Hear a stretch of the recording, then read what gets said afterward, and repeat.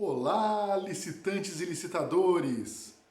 Sou Luiz Eduardo Zanotto, especialista em licitações e contratos, e hoje vamos falar sobre planejamento de contratações, divisão do objeto, lotes, itens, grupos de itens, o que a nova lei de licitações traz a respeito. Mas antes, se ainda não está inscrito, se inscreva no canal, dê o like no vídeo para fomentar esse mundo maravilhoso das compras públicas, indique para seus amigos, deixe seu comentário com dúvidas, enfim, vamos interagir e vamos trabalhar em busca sempre da melhor compra pública. Pois bem, o foco é a Lei 14.133. O que a lei trata sobre planejamento de compras? E ela não foge daquilo que os tribunais de contas já vinham apontando acerca de um melhor arranjo do objeto da licitação. Como assim? Bom, em primeiro lugar, quando eu faço uma compra, especialmente, eu preciso entender que tipo de produto ou aquele nicho de mercado atende. E aí eu posso dividir o meu objeto por itens, como um único item. Vamos pegar, por exemplo, aqui o mobiliário.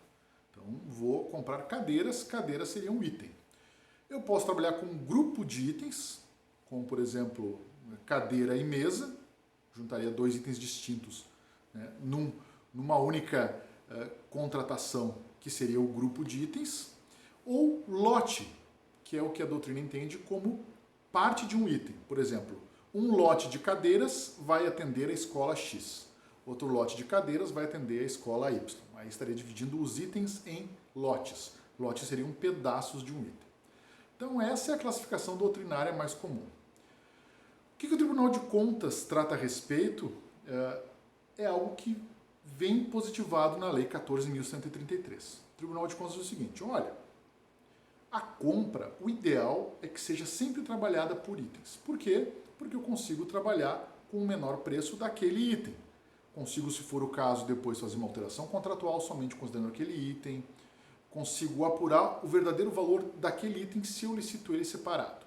Lembrando que o Tribunal de Contas entende que licitação por itens nada mais é do que um somatório de pequenas licitações autônomas. Por isso que cada item tem que ser tratado separadamente, inclusive para fins de contrato. Ou seja, significa que o fornecedor não é obrigado a cotar todos os itens, que a qualificação técnica, especialmente, tem que ser aderente àquele item que está se cotando na proposta. Enfim, é o conjunto de licitações autônomas que foram agrupadas no mesmo procedimento para fins de economia processual. Então, eu tenho, por exemplo, aquisições de medicamentos, que podem ter centenas de itens, por exemplo, que são todos contratos separados.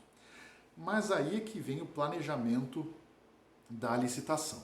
E a nova lei, lá no seu artigo 40, quando fala de compras, ela trata da questão do parcelamento. Aliás, o parcelamento também está mencionado no ETP, no Estudo Técnico Preliminar, lá do artigo 18, parágrafo 1º da Lei 14.133, que é o documento que dá base à licitação. No ETP, o gestor público precisa escrever, manifestar-se acerca da possibilidade ou não de parcelamento do objeto, ou seja, dividir o objeto de modo que ele seja tecnicamente e economicamente viável. Tecnicamente viável, eu não vou dividir um objeto, por exemplo, se ele é necessário que seja adquirido em conjunto. Por exemplo, existem EPIs, por exemplo, conjuntos de escalada, de mosquetão enfim, e aqueles cintos de segurança, talabarte, né? Eles precisam ser licitados em conjunto, tem que ser do mesmo fabricante, por uma questão de normas de segurança. Então, eu vou fazer essa licitação em conjunto, não adianta eu comprar um mosquetão de um fabricante e o talabarte de outro, que não vai atender tecnicamente a questão de segurança. Ao mesmo tempo, eu também preciso pensar se o mercado fornece aquele tipo de item em conjunto. Então, por exemplo, eu posso juntar material de escritórios em um grupo de itens. Então, eu vou colocar lá material de escritório, caneta, lápis, borracha, claro, vou ter os valores unitários também. Isso aí tem que ser composto, né? O lote tem que estar com preços unitários compostos para a administração saber se não tem nenhuma distorção. Mas daqui a pouco, lá em materiais de escritório, eu coloco caneta, lápis, borracha e bola de basquete. Não tem nada a ver uma coisa com a outra. Isso, em tese, inviabiliza a competitividade se for licitado naquele grupo de itens. se aquele grupo for um item de julgamento específico. Então a ideia é pensar sobre a melhor forma de contratar. Existem licitações, por exemplo, que eu deixar um item separado, ele acaba não sendo atrativo e acaba sendo deserto.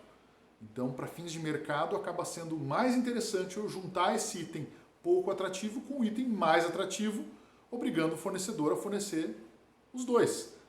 Desde, claro, que isso seja técnica e economicamente viável. Mas são formas de atrair o mercado também a oferecer aquele objeto.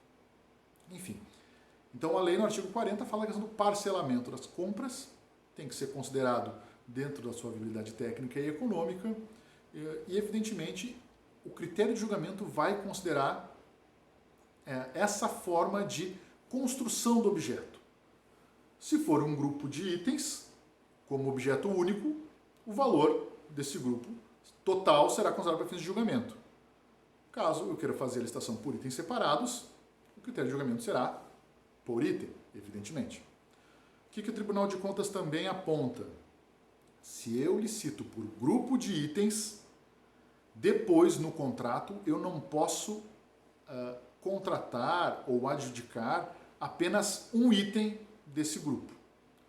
O ideal é que, se eu estou licitando por um valor global, estou julgando por um valor global, o contrato também considere esse valor global.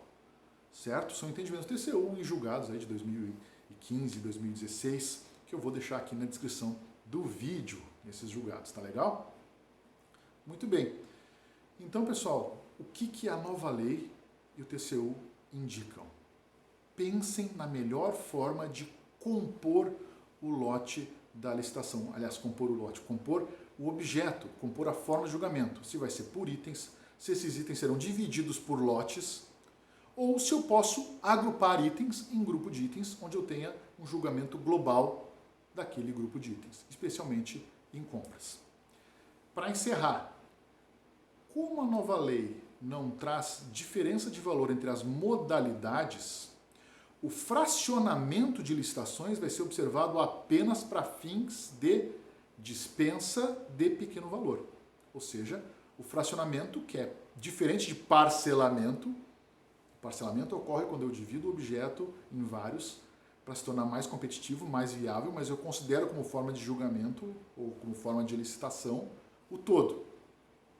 Já o fracionamento ocorre quando eu pego um objeto como um todo e divido ele em pedaços para fazer licitações menores, ou no caso da lei, para fazer várias dispensas de licitação, cujo somatório, se eu considerar, deveria ter sido realizado por licitação. Por exemplo, vou comprar cadeiras para um auditório, eu vou lá e cada semana faço uma dispensa e contrato uma fileira de cadeiras, quando eu deveria licitar as cadeiras do auditório como um todo. Tá legal, pessoal? Espero que tenham gostado do vídeo, porque seguimos aqui em busca da melhor compra pública. Um abraço, até mais!